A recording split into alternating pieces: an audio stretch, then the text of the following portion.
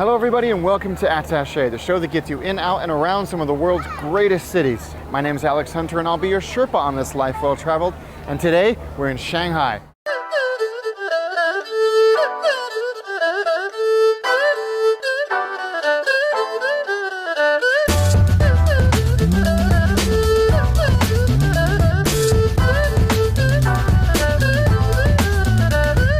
No matter how many times you've been to Shanghai, no matter how well you speak Mandarin, no matter how well you think you know this place, you will always be an outsider. Since you've been gone, Shanghai has advanced 10 years for every year that you and I have experienced. The place that you left the last time you were here is nothing like the place you'll return to. And that's okay. In fact, that's what makes Shanghai one of the most fascinating places on Earth. We want to thank our friends at Cathay Pacific, who flew us to Shanghai via their home base of Hong Kong. Throughout this season, we're partnering with Cathay Pacific to help you discover a life well traveled. We're about to land in Shanghai, so it's probably a good time to talk about the airports. There's actually two major airports in Shanghai. Shanghai Pudong, the main international gateway, and Hongqiao, which predominantly serves domestic flights. I figure if you're watching this, you're going to be coming into Shanghai Pudong, the bigger of the two airports with more international destinations. So that's the one we're going to focus on. I've been to this airport a lot and I actually kind of dig it. Sure, it can be a little bit chaotic during the busy hours, but what major international airport isn't? It's relatively easy to navigate, nice, big, spacious, and open. It's 25 miles east of the city and there are a lot of options to get into town. A taxi is probably the easiest way to get in from the airport, but it's easily the most expensive as well. A taxi from the airport to right here in People's Square in the middle of Shanghai will take about an hour and cost you 160 yuan.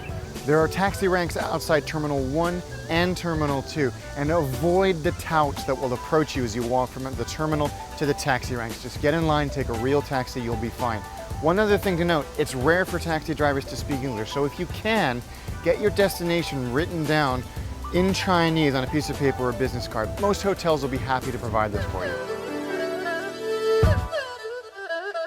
Line 2 of the Shanghai Metro was extended all the way out to the airport a few years ago, and it cost just 8 yuan to get from the airport to People's Square right here in the middle of Shanghai. One thing to know, it will take an hour at least to do that journey, so bear that in mind. But two things to note if you're going to take the metro from the airport.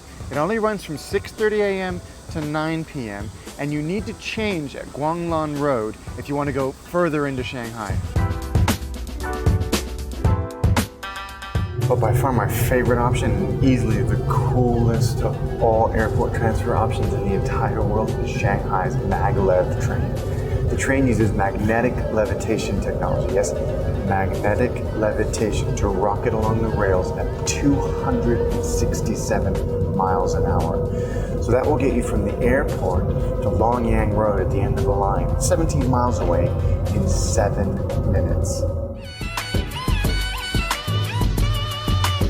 In the run-up to the 2010 World Expo, the Shanghai public transport infrastructure was aggressively expanded and vastly improved.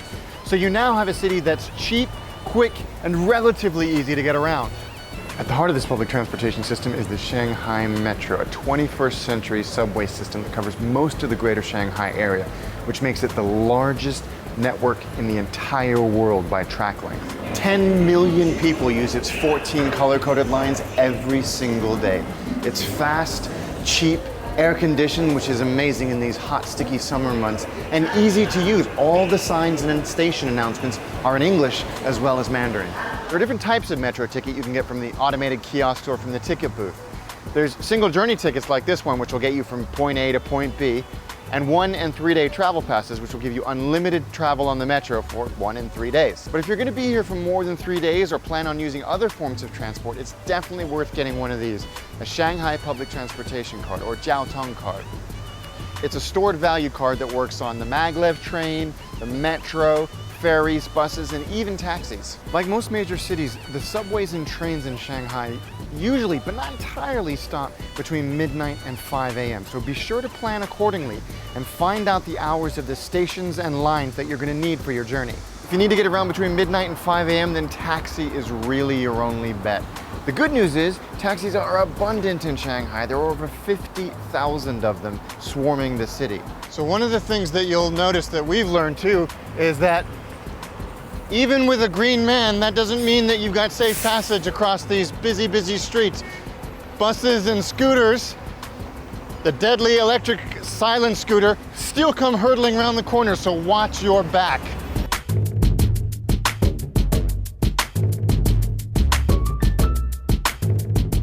Google Maps, our favorite travel tool, has comprehensive coverage of Shanghai, but live route planning is a little flaky because of how the internet works here in China. If you have a VPN, you'll be fine. If you're an iPhone user, Apple Maps works surprisingly well and does not require a VPN for route planning. It's not nearly as good as Google Maps, but it's a lot better than it used to be. And frankly, when you're wandering around the city and you're looking for how to get from A to B, it's better than nothing. One final thing on transport. You have to have a passport with a valid Chinese visa to check into a hotel. No passport, no hotel room. So I am so excited that we have the opportunity to hang out with Kyle from Untour Food Tours at untourfoodtours.com, right? Correct. You have been here for a while, right, in Shanghai? Yeah, so we've been here for about 7 years, and for about the last 6 years, we've been helping tourists and expats alike really discover authentic local Shanghai food. So what does that mean? What is authentic local Shanghai food? So I think authentic means different things to everybody, but for us it means really supporting the mom and pop shops that still make everything by hand. They're not in a mall, they're not a chain store, they're not places where necessarily you might stumble upon, because so much of Shanghai now is so new that everywhere you go they're building a mall and a new high-rise. And so it's harder and harder to find the little places where the old neighborhoods where these mom and pop shops can really survive. Unfortunately, the city government really thinks that in order to modernize and present their version of a civilized Shanghai to the world, that means cracking down on street vendors and people with push carts that are making a living selling their delicious hometown treats to people in Shanghai. And so for us, that's really sad, because sometimes those are really the best places where if you push those guys out, you're losing those culinary traditions. And so it's sad. I mean, you can still find pockets of it. Sometimes, they'll congregate somewhere and the police won't bother them for a little while. Right. But it's hard to find them consistently now in a single spot. When we go on these food walks, we try to tell people, give them a little bit of information about how to do it on their own as well. So you can do little things like, even at the hole-in-the-wall places on the street where they're there all the time, I think it's important still. You can check their oil, you can see their jugs of oil and make sure it's still clear and isn't being reused. It's really not so much of a problem in central Shanghai, but it's something to check. You can look at their ingredients. If you look at other locals that are buying food at these street food places, you'll see that they're checking the ingredients and looking and poking around and making sure that everything looks good, and you're more than welcome to do that. People understand. When I think of Shanghai food culture, it means delicious xiaolongbao or shengjianbao. But Kyle had another trick up his sleeve, jiangbing. Jianbing is a really classic breakfast treat. You can find it all over China, but it's more of a Shandong province specialty. Shandong province is a little bit north of Shanghai. It's a millet grain mixture as a base that acts like the base of almost like a crepe. And then she cracks an egg on it, so fries an egg. Throws a little bit of green onions, cilantro, pickled mustard tubers for a little bit of a crunchy, pickly bit, and then a sweet soybean paste and a little bit of chili paste as well. So it's got everything. It's got salty, sweet, spicy, crunchy, all wrapped up in like a little on-the-go breakfast treat. Beautiful. You're looking at 4.5 RMB, so about 75 cents, so it's a steal. You can afford one or two a day even in the morning, so it's great. A lot of people will get these on the go. You just grab one and finish your way up, go to work. So we've eaten our way across Shanghai. Thank you very much, Kyle. If people want to go on one of your tours and eat even more than we just did, how do they do it? What's the process? Yeah, well, you can find us obviously on TripAdvisor as well, but we'll go to untourfoodtours.com. We have tours all year round, 3-hour sampling food tours where you get to really sample as much stuff as you can. We'll leave you full, we promise, and give you a lot of information about where to find stuff on your own as well for the rest of your time. Fantastic. Yeah. Thank you very much. My pleasure. Appreciate it. Yeah.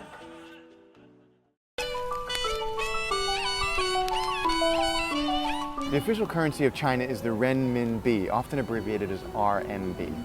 But the base unit is the yuan, and all the prices you see in China are given in yuan, using this symbol or this symbol.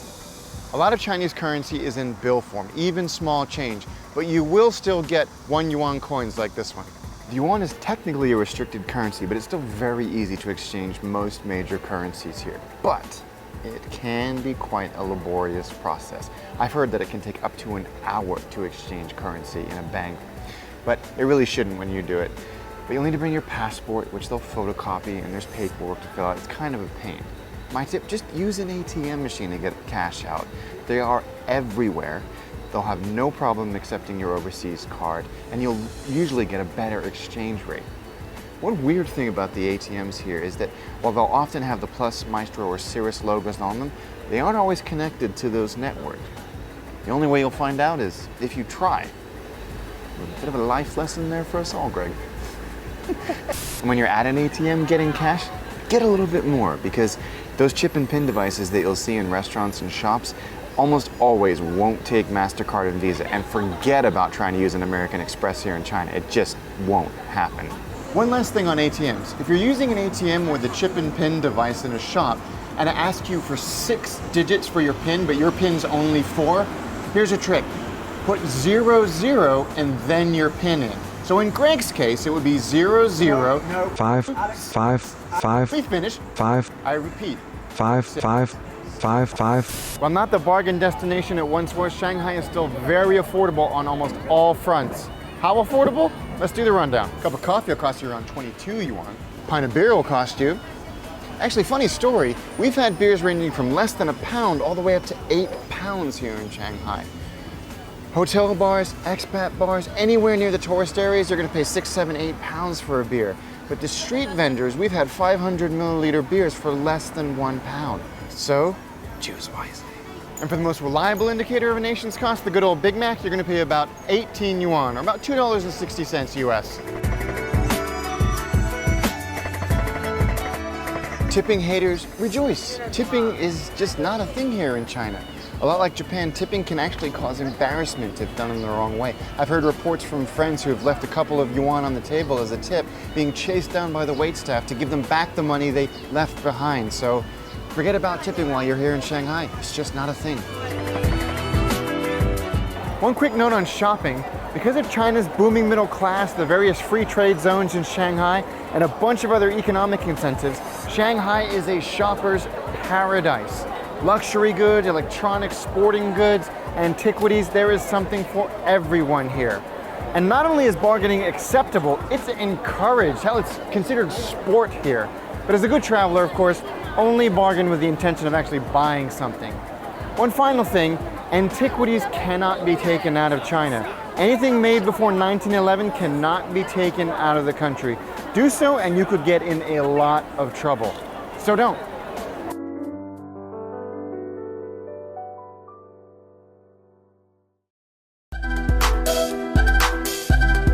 It's easy to step off the plane in Shanghai and instantly be overwhelmed. This is an intense city, there's no doubt about it. But if you take a breath, take a moment, Shanghai is a city that around every corner will reward you with a new sight, a new sound, a new story. Like many great cities in the world, Shanghai is a near perfect balance of past and present. But unlike anywhere else in the world, in Shanghai, you also get a glimpse of the future.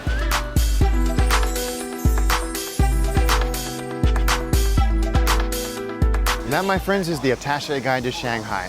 If you've been here before and feel like we've forgotten something, or you live in this great city and the cicadas are coming to get you. And that, my friends, is the Attaché Guide to Shanghai. If you've been here before and feel like we've forgotten something, or you live in this incredible city and think there's something that every visitor here needs to know, then leave it in the comments section below. And while you're there, take a moment to subscribe because we have some more incredible cities coming up in the rest of Season 3.